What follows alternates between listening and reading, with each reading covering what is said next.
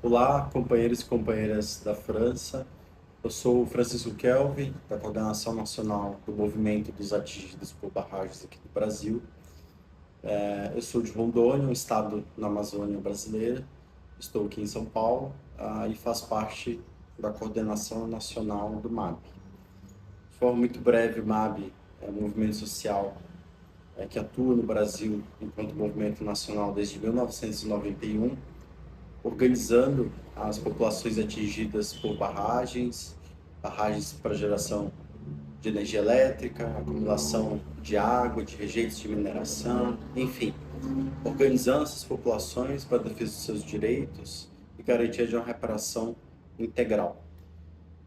No Brasil, hoje existem mais de 26 mil barragens em todo o território nacional, em todas as regiões, e que deixaram ao longo das últimas décadas milhões de pessoas atingidas sem em um processo sistemático de violação de direitos, muitas sem direito à reparação, à sua terra, ao direito à sua reprodução cultural, econômica, enfim.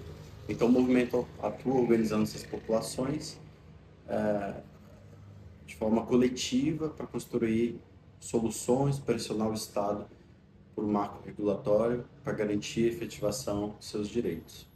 Nos últimos anos, o movimento tem atuado muito no contexto dos rompimentos de barragens.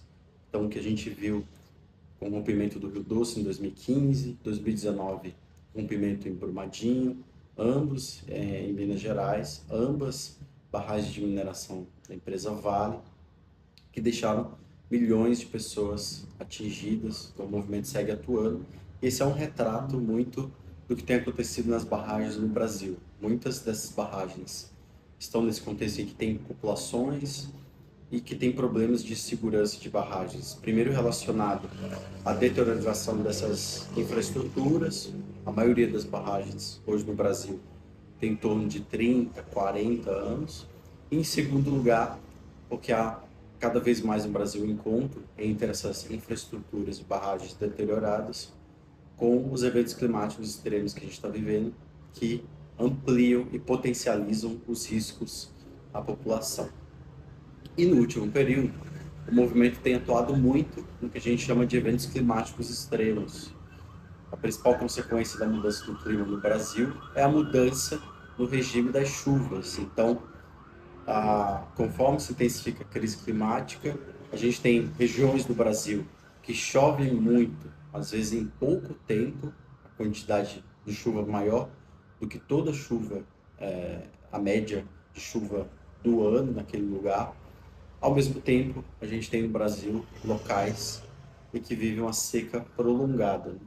Então, a crise climática no Brasil, nos últimos 10 anos, alguns levantamentos, como o da Confederação Nacional dos Municípios, mostram que a gente teve, né, no país mais de 4 milhões de pessoas atingidas por eventos climáticos extremos, principalmente a seca e a chuva, relacionados à mudança do clima. A tendência que a gente tem visto é uma intensificação da crise climática, consequentemente, a desigualdade, o racismo ambiental nas nossas cidades só potencializam e aumentam a quantidade de pessoas atingidas todos os anos no Brasil. E o movimento atua organizando então, essas populações, propondo saídas, né, que consideram a adaptação dos seus territórios, da sua vida, para sobreviver em meio a essa crise.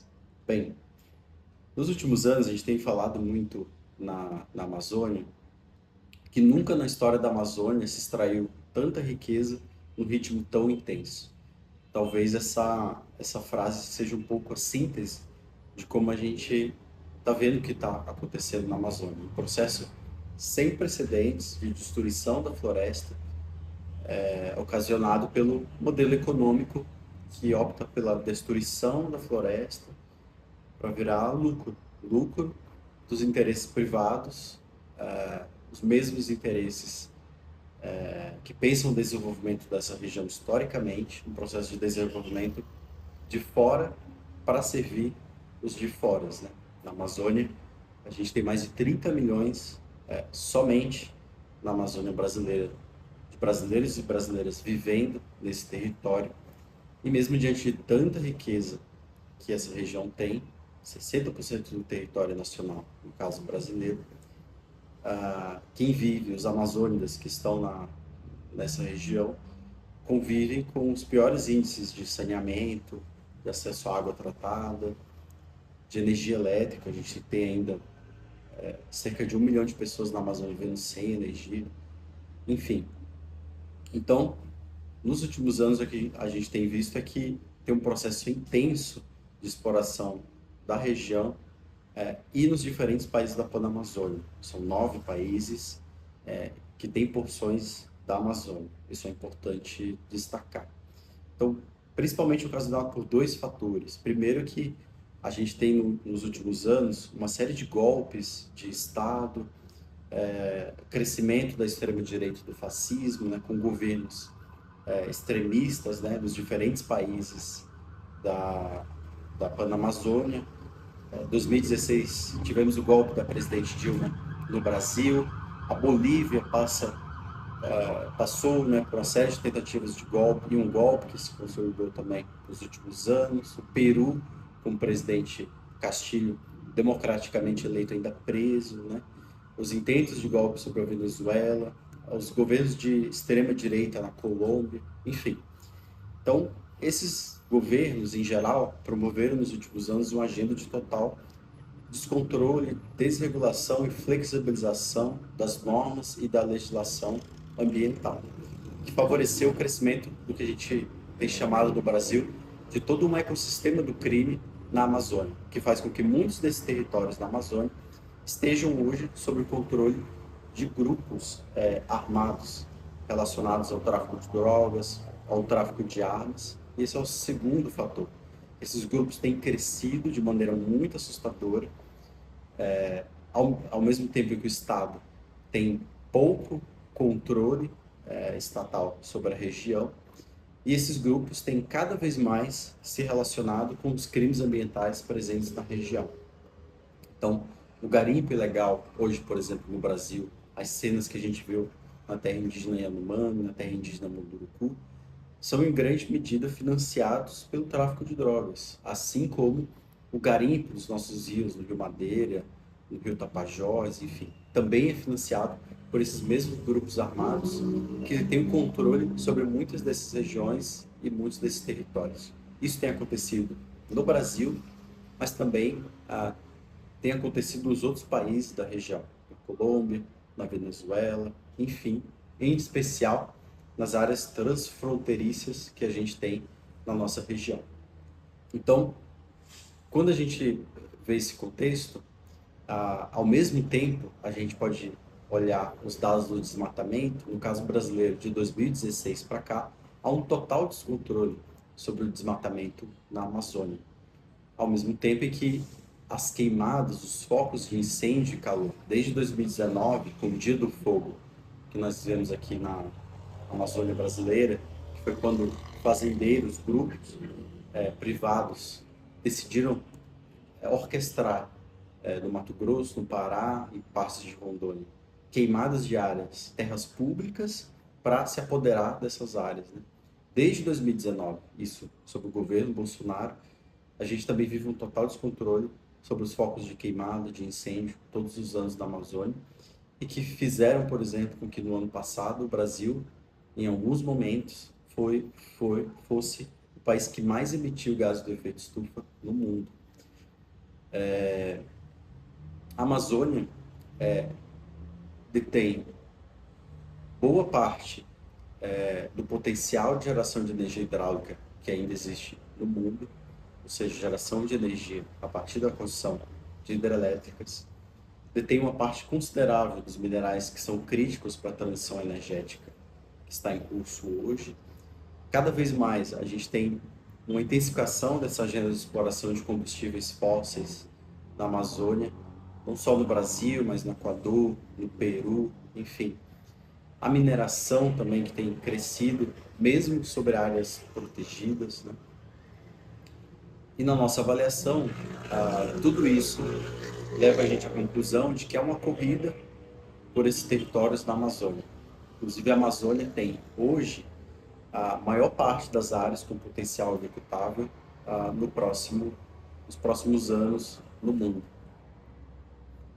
Existe uma corrida por essa região, por toda a riqueza que está presente aqui, e um projeto de desenvolvimento em curso, não só no Brasil, na Amazônia brasileira, mas em outros países, que desconsidera o que os povos amazônicos, os que estão nessa região, e que são os que de fato protegem e convivem com a floresta historicamente, sem destruí-la, precisam, quais as suas necessidades, né? O que querem, o que pensam para o futuro. Então, a gente tem visto alguns grandes desafios no próximo período em torno da proteção da floresta, né?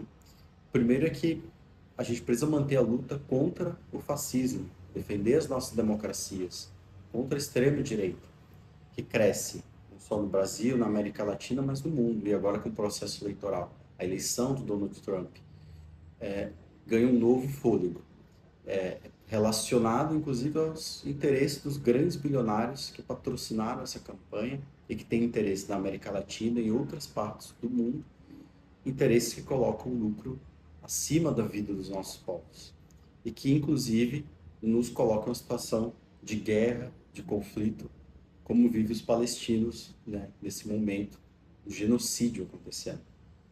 Então essa luta é muito importante, porque é na democracia, sobre governos onde há possibilidade de participação, de luta, em que a gente tem melhores condições de construir a nossa organização para o processo de luta transformadora da humanidade.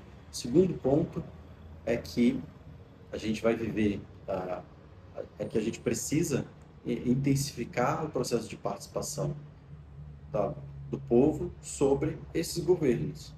A gente precisa acontecer um processo radical de garantia de participação sobre a construção, a implementação de políticas públicas no nosso país. Isso pode significar no próximo período a condição que a gente precisa para se manter de forma organizada, coletiva, propondo saídas populares, mantendo as nossas organizações vivas.